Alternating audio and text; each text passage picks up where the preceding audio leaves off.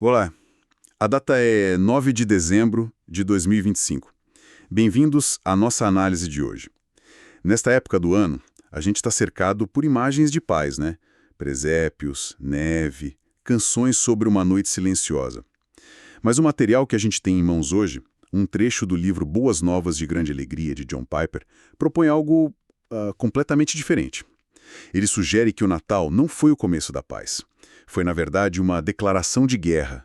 A nossa missão aqui é entender que guerra é essa e por que, segundo o autor, ela parece menos uma batalha e mais uma greve industrial. É uma premissa que te choca e acho que de propósito, sabe? O autor pega essa imagem tão familiar, tão quentinha do Natal e joga ela no chão frio e sujo de uma fábrica. Ele nos força a reavaliar a história toda, não como um poema, mas como um manifesto de resistência. Com certeza tira a gente da zona de conforto. Tira mesmo.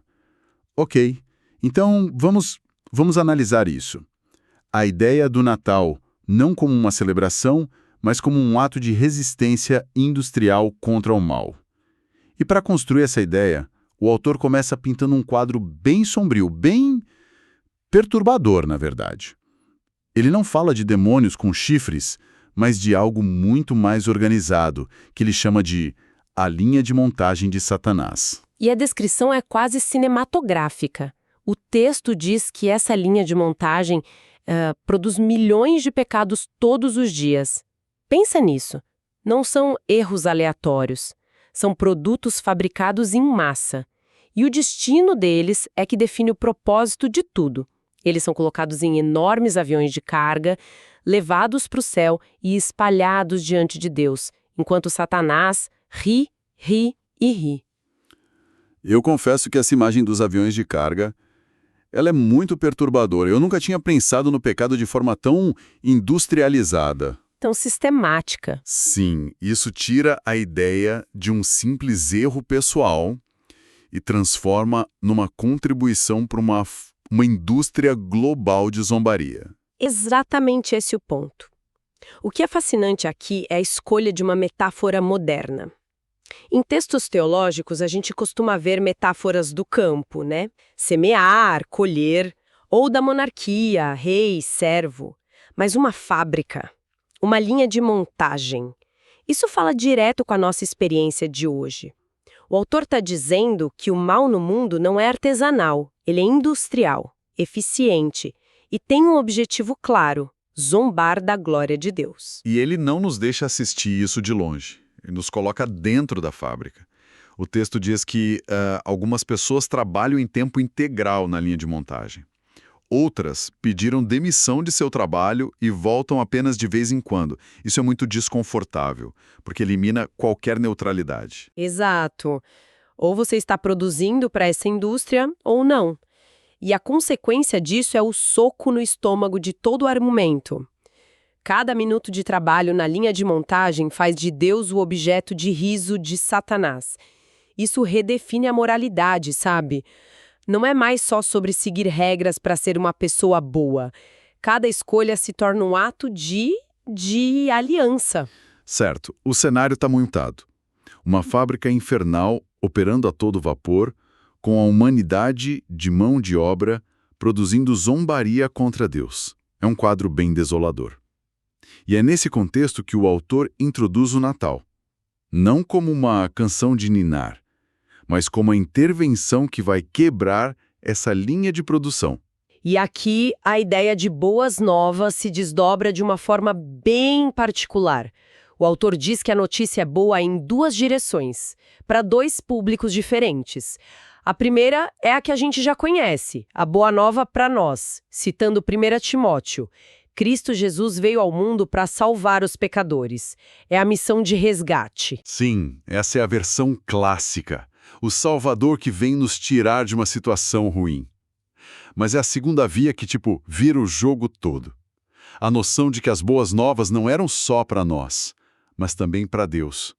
Aí o autor usa 1 João, que diz: para isto se manifestou o Filho de Deus, para destruir as obras do diabo. E se a gente conecta isso com o quadro geral, essa perspectiva dupla é um motor de toda a metáfora.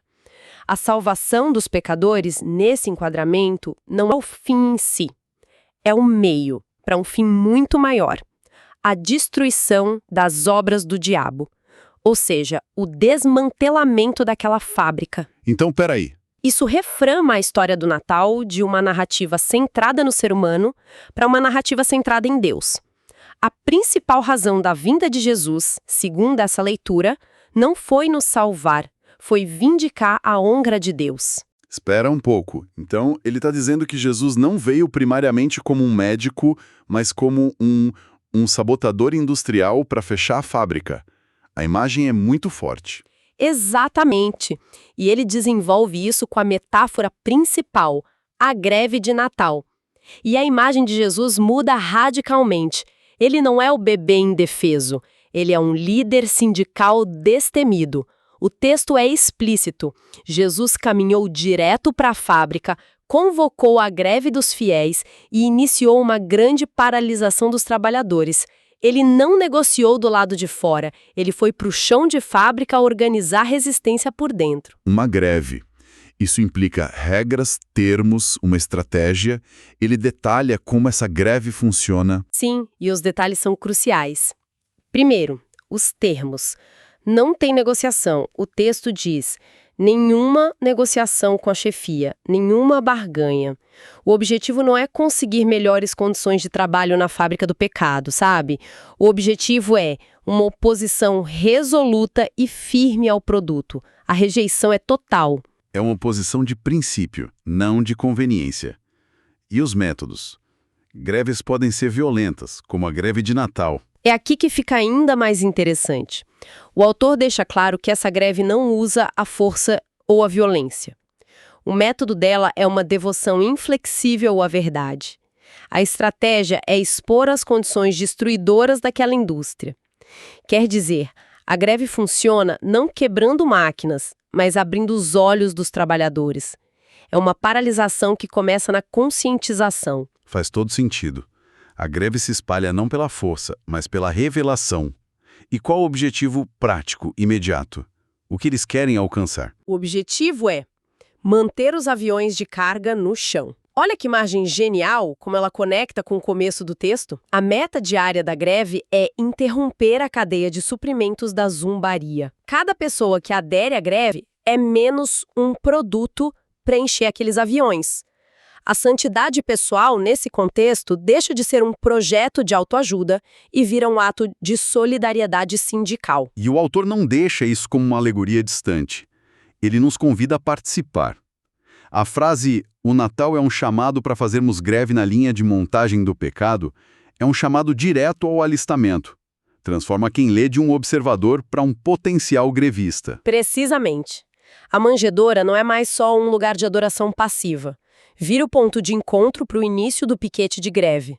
Celebrar o Natal, segundo essa lógica, é menos sobre cantar canções e mais sobre decidir de que lado da linha de piquete você vai ficar. É uma decisão. Ok, então temos uma greve em andamento, mas toda greve tem um objetivo final. Essa paralisação tem um fim previsto? Sim, é um fim absoluto. O texto afirma que a greve de Natal não desistirá até que uma paralisação completa seja alcançada. Não se busca um acordo, mas a falência total da empresa. O fechamento definitivo da fábrica. Exato. O fim completo da produção de pecado. E quando isso acontecer? Quando a fábrica fechar as portas? O que acontece? Qual é a vitória final? E a resposta nos leva de volta ao ponto de partida, a motivação por trás de tudo. A consequência final é a honra de Deus. O autor conclui: quando o pecado for destruído, o nome de Deus será totalmente vindicado. Ninguém mais zombará dele. A vitória final não é a nossa felicidade, embora isso esteja incluído. A vitória final é o silêncio da zombaria e a restauração da glória de Deus. Isso realmente reorienta tudo. Lutar contra os próprios defeitos deixa de ser um exercício de autoajuda e passa a ser um ato de lealdade numa guerra cósmica pela reputação do Criador. Muda a perspectiva de o que eu ganho com isso para de que lado eu estou. Exatamente. O benefício para o indivíduo, a salvação, vira quase um efeito colateral do objetivo principal, que é a vindicação de Deus. E essa perspectiva pode dar um propósito muito maior para as nossas lutas diárias, que às vezes parecem tão pequenas, né? Sim, e claro, o autor traz essa ideia gigante de volta para a nossa realidade, bem a tempo para o feriado. Ele transforma tudo numa sugestão de presente de Natal. Não um que a gente recebe, mas um que a gente pode dar. Sim, ele faz a pergunta direta: se você deseja dar um presente a Deus neste Natal? E a resposta é a aplicação prática de toda a metáfora. O presente é: saia da linha de montagem do pecado e nunca mais volte. É um pedido de demissão irrevogável. É o ato de se juntar à greve. Mas ele não para aí, e isso é crucial. Não é só parar de fazer algo. Tem um segundo passo, uma ação positiva. E essa é a virada final, uma imagem brilhante. Depois de sair da fábrica, a instrução não é ir para casa, é: tome seu lugar na linha de piquete do amor. Sair da greve não é ficar inativo, é mudar de função. Você deixa de ser um produtor de pecado para se tornar um manifestante do amor. Um piquete de amor. Sim, um piquete que ativamente convida outros trabalhadores a também abandonarem a fábrica, mostrando um caminho melhor. A greve vira proativa. Passivo, mas uma forma de protesto ativo. Uma barreira visível contra a produção do ódio e da zombaria. E o objetivo de tudo, o slogan do piquete, é que o nome majestoso de Deus seja enaltecido. Em suma, o que este trecho nos oferece é uma reinterpretação radical do Natal. Ele o arranca do sentimentalismo e o transforma num chamado ativo à ação, a se juntar a um movimento. A metáfora da greve sugere um compromisso diário, contínuo, de se opor ao que o autor define como as obras do diabo, não para nosso próprio bem, mas para o propósito final de vindicar a honra de Deus. É uma teologia da ação, sabe? Então, o que tudo isso significa? A análise nos deixa com essa imagem de uma fábrica que, embora ferida pela chegada do líder sindical, ainda tenta operar em meio a uma greve. A paralisação não está completa. E isso nos coloca hoje bem no meio dessa disputa. A questão que fica para reflexão, então, é bem prática. Se a gente levar essa metáfora a sério, o que significa no nosso dia a dia, no trabalho, na família, online, participar ativamente dessa linha de piquete do amor? Como seria uma vida que não apenas se recusa a produzir para a fábrica do mal, mas que ativamente se posta na linha de frente, convidando outros para a liberdade?